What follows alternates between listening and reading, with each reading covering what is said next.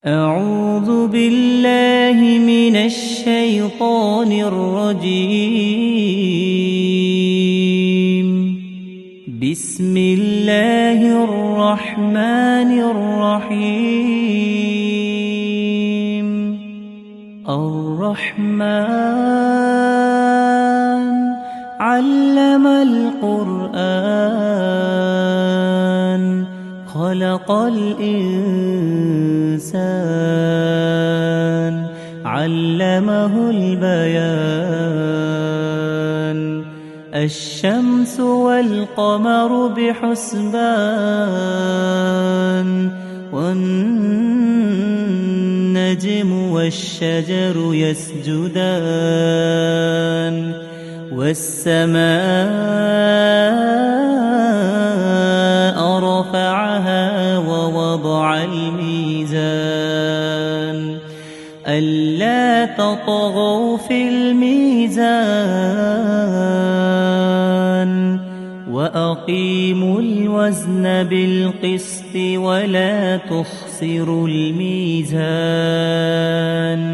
والأرض وضعها للأنام فيها فاكهة والنخل ذات الأكمام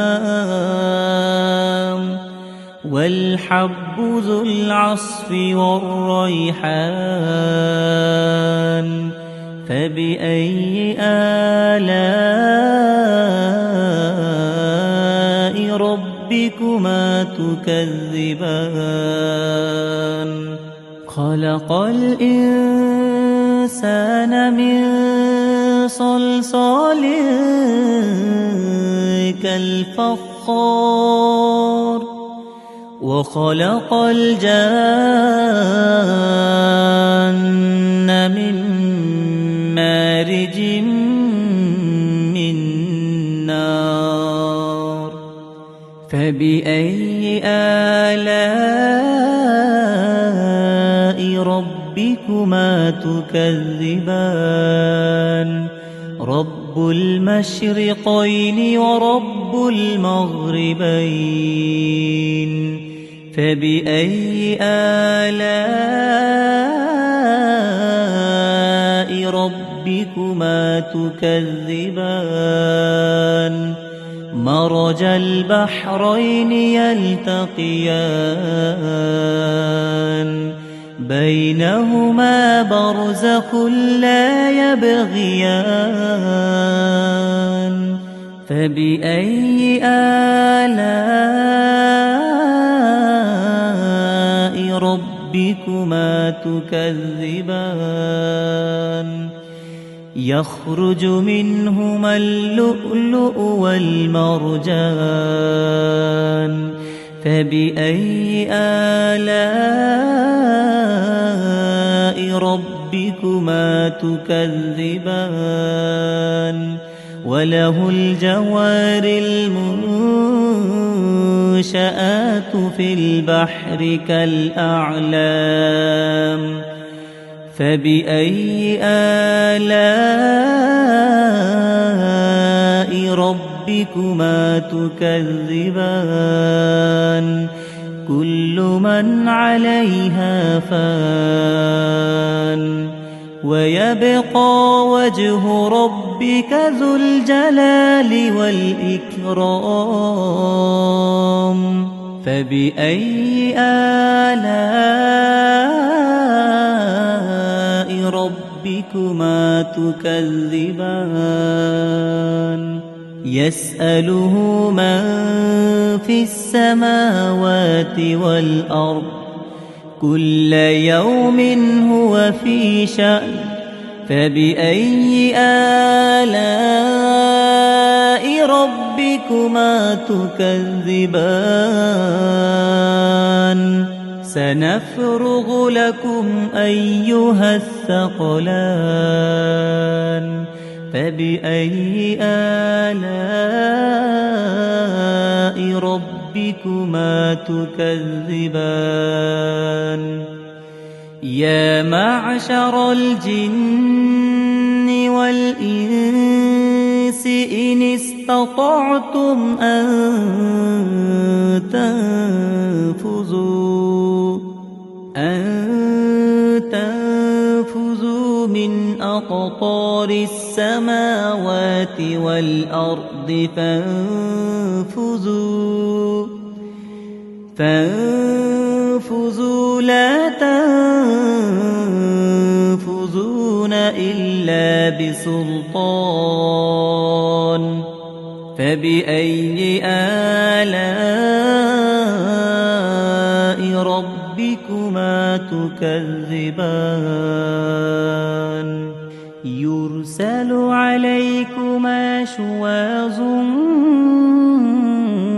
من نار ونحاس فلا تنتصران فبأي آلاء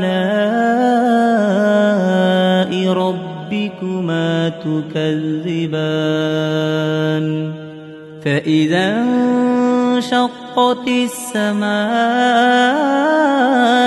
فكانت وردة كالدهان فبأي آلاء ربكما تكذبان فيومئذ لا يسأل عن ذنبه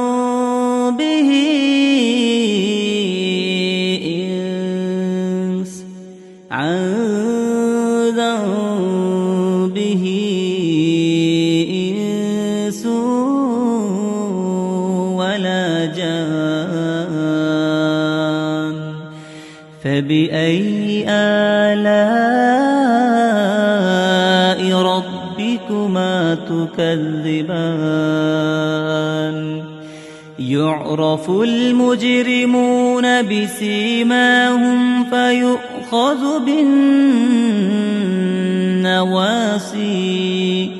فيؤخذ بالنواصي والأقدام فبأي آلاء ربكما تكذبان هذه جهنم التي يكذب بها المجرمون يطوفون بينها وبين حميم آن فبأي آلاء ربكما تكذبان ولمن خاف مقام ربه جنتان فبأي آلاء ربكما تكذبان ذواتا أفنان فبأي آلاء ربكما تكذبان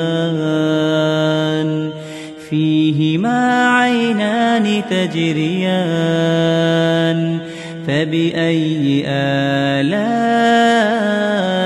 ربكما تكذبان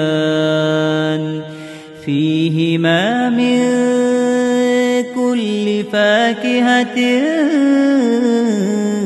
زوجان فبأي آلاء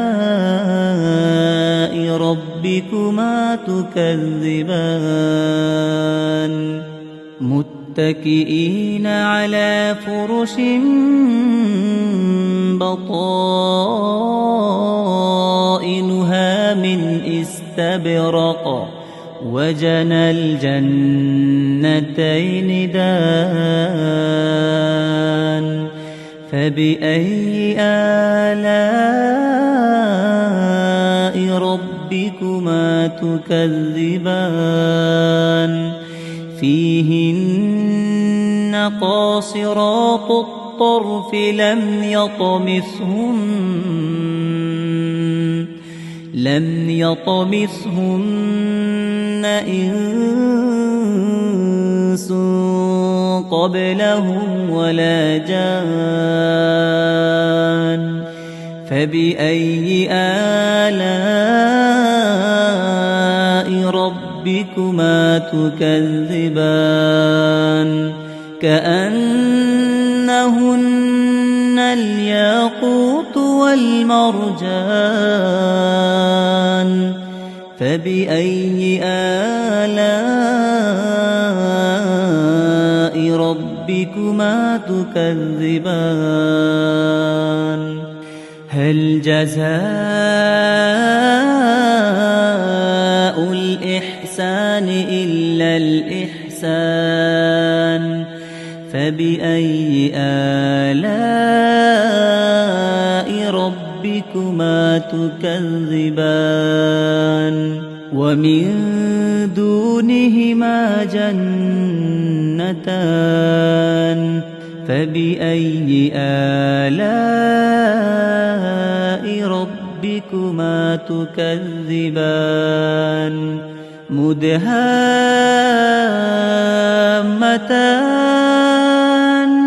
فبأي آلاء ربكما تكذبان فيهما عينان نضاختان فبأي آلاء ربكما تكذبان فيهما فاكهة ونخل ورمان فبأي آلاء ربكما تكذبان فيهن خيرات حسان فبأي آلاء ربكما تكذبان حور مقصورات في الخيام فبأي آلاء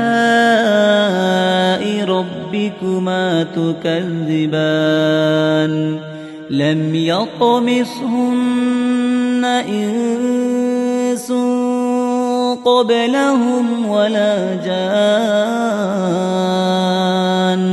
فبأي آلاء ربكما تكذبان